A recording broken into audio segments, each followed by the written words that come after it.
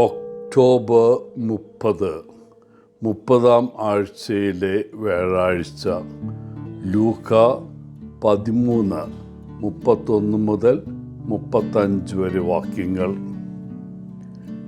ഇന്നത്തെ സുവിശേഷത്തിൽ നിരവധി ഫരിസേയർ യേശുവിനെ സമീപിച്ച് ഒരു മുന്നറിയിപ്പ് നൽകുന്നു. ഇവിടെ നിന്ന് പോകൂ, ഹെറോദസ് നിന്നെ കൊല്ലാൻ ഗൂഢാലോചന നടത്തുന്നു. ഫരിസേയരുടെ ഈ പ്രത്യേക ഗ്രൂപ്പ് യേശുവിനെയും അവൻ്റെ സുരക്ഷയും കുറിച്ച് ആശങ്കാകുലരായിരുന്നുവെന്ന് വ്യക്തമാണ്.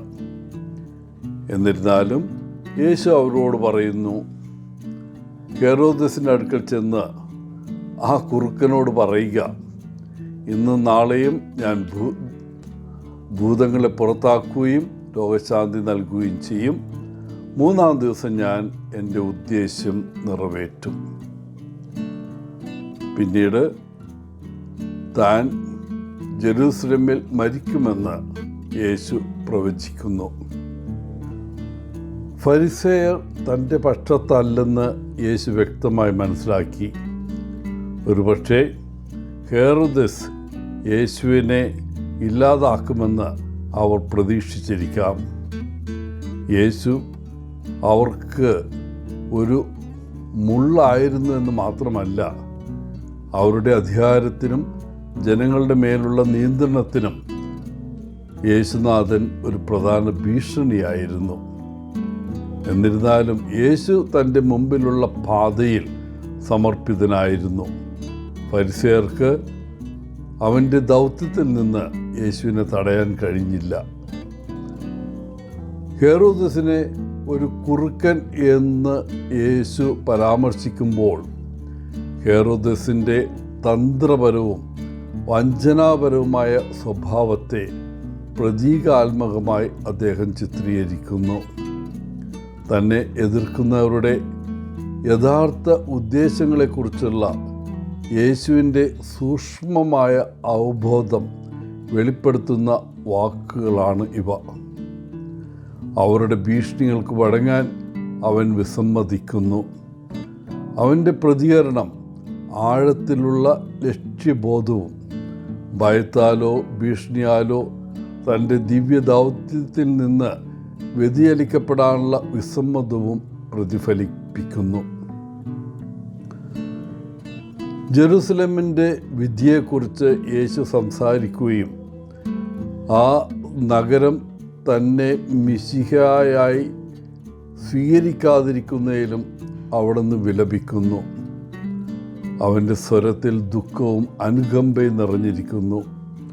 ഒരു തള്ളക്കോഴി തൻ്റെ കുഞ്ഞുങ്ങളെ തന്നോട് ചേർത്ത് പിടിക്കുന്നത് പോലെ ജെറൂസലേമിലെ ജനങ്ങളെ തൻ്റെ ചിറകിൻ കീഴിൽ കൂട്ടിച്ചേർക്കാനുള്ള ആഗ്രഹം അവൻ പ്രകടിപ്പിക്കുന്നു. പക്ഷേ അവർ അതിന് തയ്യാറല്ലെന്ന് യേശുവിനറിയാം. ദൈവം അവരുടെ അടുക്കിലേക്ക് വരുന്ന സമയം തിരിച്ചറിയാത്തതിനാൽ ആ നഗരത്തിന്മേൽ വരാനിരിക്കുന്ന നാശം യേശു പ്രവചിക്കുമ്പോൾ വളരെ വേദനാജനകവും വികാരഭരിതവുമാണ് അവിടുന്ന്.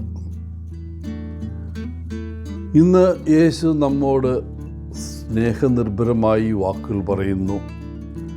നമ്മെ അവൻ്റെ ഹൃദയത്തോട് ചേർത്ത് തന്നിലേക്ക് കൂട്ടിച്ചേർക്കാൻ അവൻ ആഗ്രഹിക്കുന്നു. എന്നിരുന്നാലും നാം സ്വയം ചോദിക്കേണ്ടതുണ്ട്, യേശു എന്നെ തന്നിലേക്ക് കൂട്ടിച്ചേർക്കാൻ ഞാൻ തയ്യാറാണോ? അതോ ഞാൻ യേശുവിൽ നിന്ന് അകലെയാണോ? പ്രിയപ്പെട്ടവരെ, നമുക്കുള്ള സന്തോഷവാർത്ത ഇതാണ്. നാം യേശുവിൽ നിന്ന് അകലം പാലിച്ചാലും അവൻ ഇപ്പോഴും എല്ലാ ദിവസവും ഓരോ നിമിഷവും നമ്മോടൊപ്പം നടക്കുന്നു. എത്ര അത്ഭുതകരമായ സമ്മാനമാണത്! ചോദ്യമിതാണ്, യേശുവിനെ സ്നേഹിച്ചുകൊണ്ടും അവൻ്റെ അരികിൽ ദിവസവും നടന്നുകൊണ്ടും നാം അവന് പ്രത്യുപഹാരം ചെയ്യുമോ? എല്ലാവർക്കും നല്ലൊരു ദിനം ആശംസിച്ചുകൊണ്ട് ഒത്തിരി സ്നേഹത്തോടെ പോളച്ചൻ CSSR ഫ്രം കേരള.